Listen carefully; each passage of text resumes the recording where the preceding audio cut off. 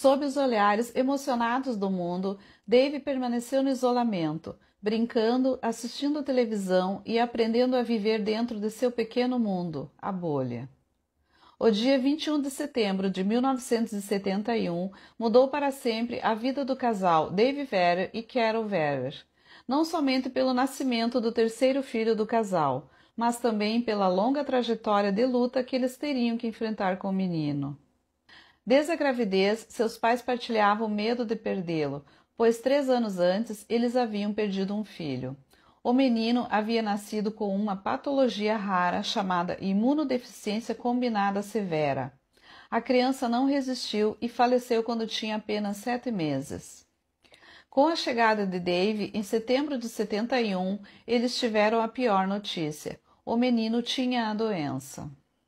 A enfermidade genética causa um distúrbio no sistema imunológico e faz com que o organismo não produza células suficientes para a proteção do corpo humano contra infecções.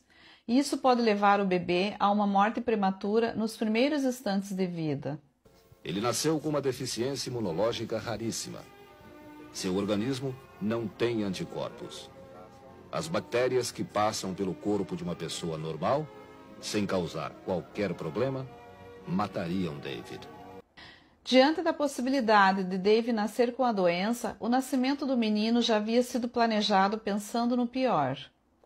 Ele nasceu dentro de um ambiente todo desinfetado e assim que saiu do útero da mãe, ele foi levado para um ambiente de plástico, aonde nenhum germe chegava. Esse tipo de bolha passou a ser a sua casa. Quem estava do lado de fora só podia acessá-lo através de mangas de plásticos enluvadas.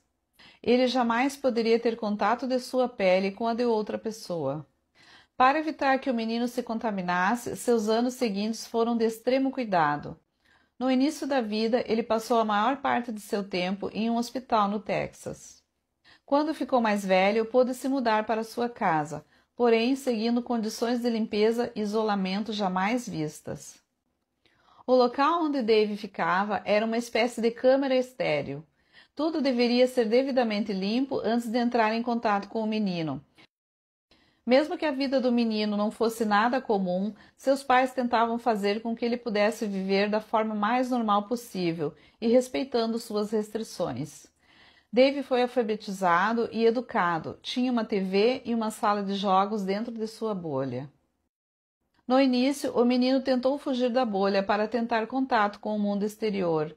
Porém, quando atingiu idade suficiente para entender a sua condição, ele entendeu que nunca poderia sair dali. Contudo, Dave era alegre e demonstrava interesse em participar de tudo que fosse possível dentro daquela câmara. Em 1977, aos 6 anos, a sua história já era bastante popular nos Estados Unidos, principalmente por conta dos estudos científicos ao redor de sua doença.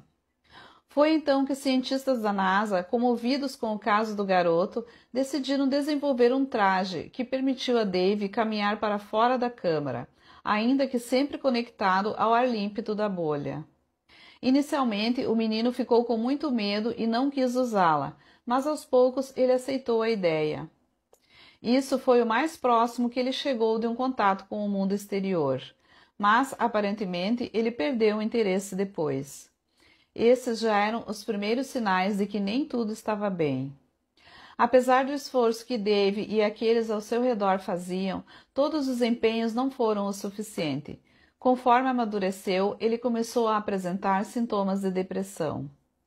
O garoto era brilhante, sociável e otimista, mas tinha que lidar com um fardo muito grande. Sem um sistema imunológico adequado, Dave nunca provou nenhum tipo de doce ou refrigerante, principalmente Coca-Cola, que sempre foi o seu maior desejo. Ele só pôde provar o próprio bolo de aniversário quando tinha 5 anos, pois os pais conseguiram encontrar uma versão esterilizada dele, mas que era embalada a vácuo em uma lata e tinha gosto de plástico, igual ao mundo ao seu redor. Com o passar dos anos e os avanços da medicina, a possibilidade de realizar o famoso transplante de medula óssea em Dave foi considerada, e a candidata principal era sua irmã, Kate. Depois de gastarem uma verdadeira fortuna para conseguirem manter os cuidados com Dave, a comunidade médica enfim realizou o transplante. A cirurgia ocorreu sem incidentes e o organismo de Dave não rejeitou o transplante vindo da irmã. Mas alguns dias depois do procedimento, ele faleceu. O garoto foi diagnosticado com mononucleose infecciosa e faleceu em 22 de fevereiro de 1984, aos 12 anos. Dave faleceu 15 dias depois do procedimento que deveria salvá-lo. Após uma análise minuciosa na autópsia, foi detectado que a medula da irmã possuía indícios de um vírus dormente, conhecido como um herpesvírus humano. O diagnóstico dessa condição não foi detectado nos exames realizados antes do transplante. Dave faleceu de linfoma, um câncer que teria sido introduzido em seu corpo pelo vírus que estava adormecido na medula de sua irmã.